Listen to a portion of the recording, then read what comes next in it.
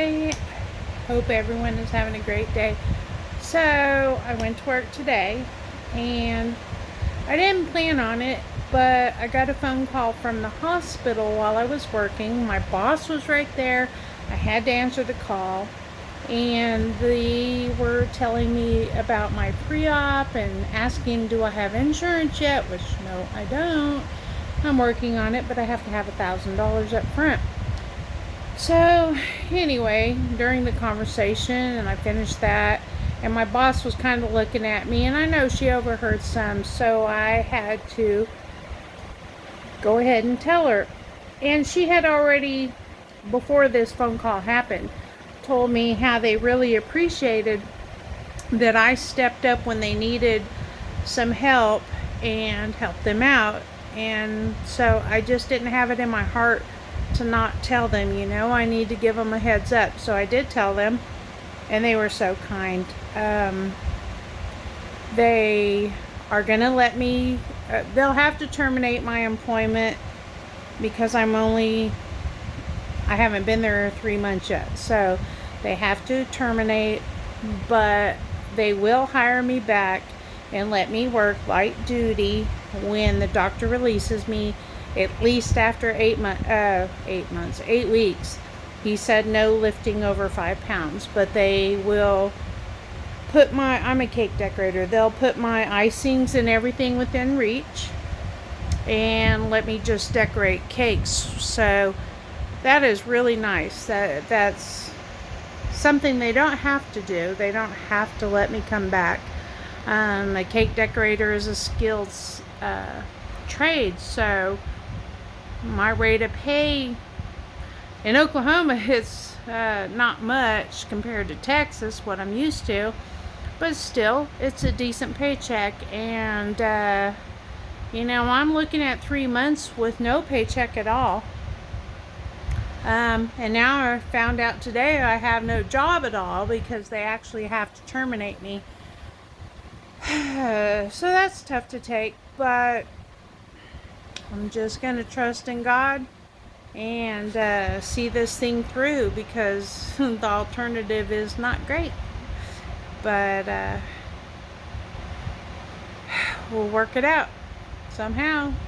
In the meantime, I have decided, and I did post on Mike Rowe's page, I'm blessed with family and friends that will do little things like household chores, feed my animals, just different things like that. But what about the people who don't have that? There's so many people that probably don't have that. Sure, the hospital's going to send a home health person. That's once a day.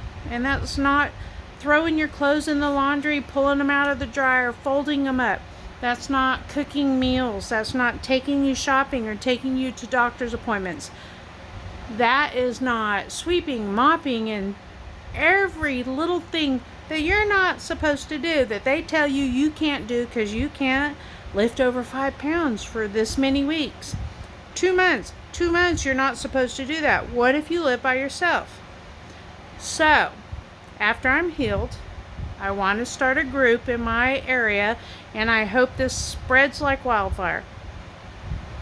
What if everyone just volunteers an hour a week? 1 hour. Out of your time, 1 hour.